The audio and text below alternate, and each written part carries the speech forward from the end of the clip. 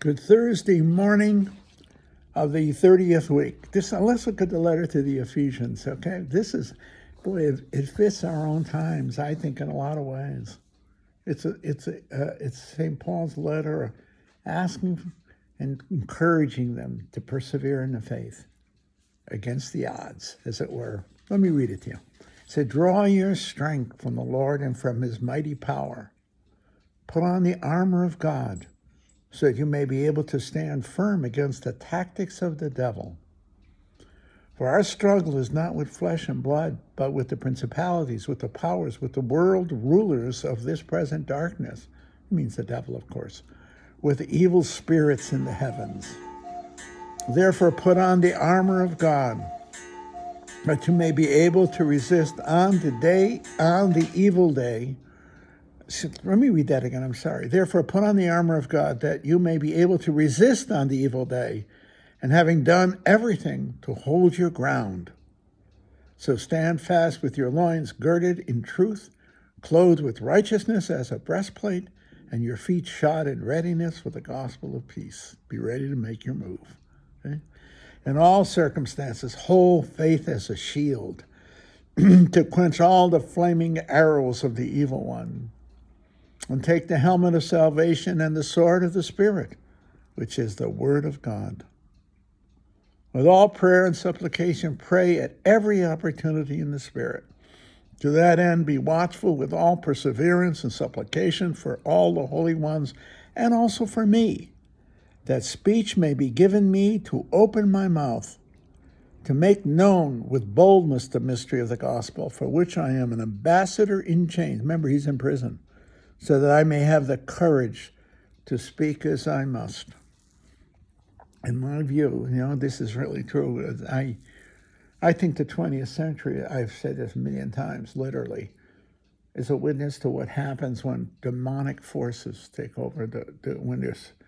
What a devilish time when you have the monsters of the early mid 20th century, really into our own times in some ways. When you think of them. At one time, you had people like Stalin, Mussolini, and Hitler. Same time, same continent. Three of the worst monsters, arguably, in history. Well, Mussolini was a damn fool, okay? But he was a powerful man in his own time, and he was the inspiration and the model for Hitler. The two really, really serious monsters with Hitler and Stalin, who slaughtered their own people. When I think of the 20th century, I think of Europe, the center of Western Christianity and knowledge and science and philosophy. Wisdom turned into such barbarity. It shows what can happen. I don't condemn the Germans or the Italians or anybody else. If it can happen there, it can happen to us and anywhere else. I think of that. The times if I had to pick a place to live in Europe, I'd pick Germany without even blinking an eye. And as I told you a million times, I have a house in Italy. It's my father's. He bought it. It's his. He's dead, so it's got to be Pete and mine. Whatever. It's beautiful. In Tuscany, I could write a book. I have a home in Tuscany. Think about that. More than a bicycle ride to the Italian Riviera. Think about it. Holy moly. Yet I'd rather be in Germany, even though all my cousins are in Italy. Yeah, I love Germany. And that's the real hallmark, I think, for me.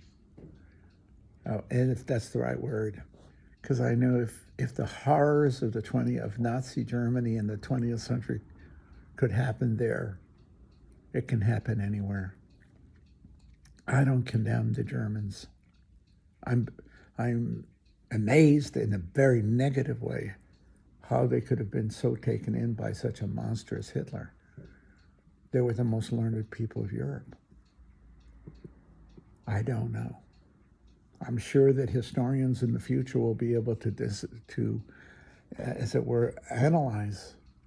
Well, the First World War and the Versailles Treaty, you don't have to be a genius to know you punish the victim, you punish the loser, you're going to have yourself a new enemy.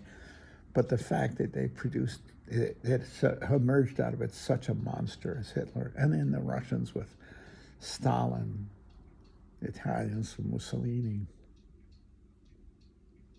China with Mao. These are monsters. They're demonic monsters. And yet they were trusted and believed in by a significant number of people. Anything is possible. Anything is possible. Yeah. In a sense, we don't need the devil to give account for human horror. All you have to do is look at the human heart and the capacity we have for self-delusion. And it's frightening, to put it mildly. It is absolutely frightening. I don't condemn. I use the experience of the 20th century as a witness to me of what I could become and what the society in which I live could become. It's a stark warning that the human heart is capable of such barbarity. You don't need the devil. All you need is the wrong circumstances at the wrong time in the wrong place, and all bets are off. We are so capable. And I think of it all the time, the capacity we have for it.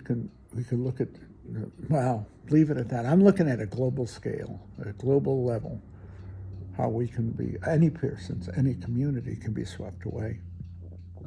All you need is the circumstances. If the Versailles Treaty in 1918 had gone otherwise and been fair, much, much fairer to the German people, the Second World War would have never occurred. Hitler would have never arisen. It's a warning. Don't put your foot on the head of the defeated. Pick them up. Pick up the defeated. Don't lord it over them. Don't step on their head. That's a lesson. I tell that stuff to my kids in class. Maybe in my old age now, I just want to share with them sometimes just what the wisdom that I have acquired, maybe by looking at the 20th century and experience in life, globally, but also very personally. Don't throw your weight around. I tell the kids in class, don't throw your weight around. I said, there's not a kid in this room who's not going to have a professional life, a very well-defined professional life. You kids are smart. I said to them, you're smart, you're educated, and you're being educated to lead the nation, to lead, not to follow, to lead. But I said, the danger is vanity leading to bullying. Don't bully anybody. I tell them, don't do. I show them movies. I show them the Godfather series. Don't throw yourself around. Don't throw your weight around. See? Be firm in your beliefs. Be firm in your faith. Be a good friend. That's the gospel. Be a good friend. If you're going to do anything, sacrifice. Don't bully. That's really true. That's really true. And I hope if I can sink that into their heads a little bit, just a little bit, because these kids are marvelous. God, what a privilege to be in their company. I mean that as a teacher. Wow, they're priceless. I mean, these kids are marvelous, and they're going to be the leaders. And if you want to hope in tomorrow, go sit in one of my classes and see these kids, and you'll say, I believe in tomorrow. And the tomorrow's after that. But at the same time, you have to know. And they have to know. Don't throw your weight around. Don't be a bully. Be a friend. Always be a friend. Look out for each other. Always take seriously the gospel. And if it isn't the gospel of Christ, the gospel of human wisdom and goodness and virtue. Be a good man, a good woman, good leader. Be a good friend. I don't know how else to put it. Be a good friend. I think of the Frankie Coppolas in my life. Kids in the neighborhood who were friends. Somebody you could completely trust. Yeah, I think of Frank, my friend, God rest him. I knew that no matter where I was in life, if I needed a friend, I could call Frank. He would come. See? He was a friend. And I think of all leadership as being a friend. Be a friend. Don't be a bully. Don't throw your weight around. That's the truth. I hope my meanderings of thought here aren't a complete waste. I hope not. No. I take the gospel seriously. We need to be ready And we need to be ready to serve, be ready to recognize our own fallibilities, and to seek to be wise in all that we do, to be charitable, to be a friend.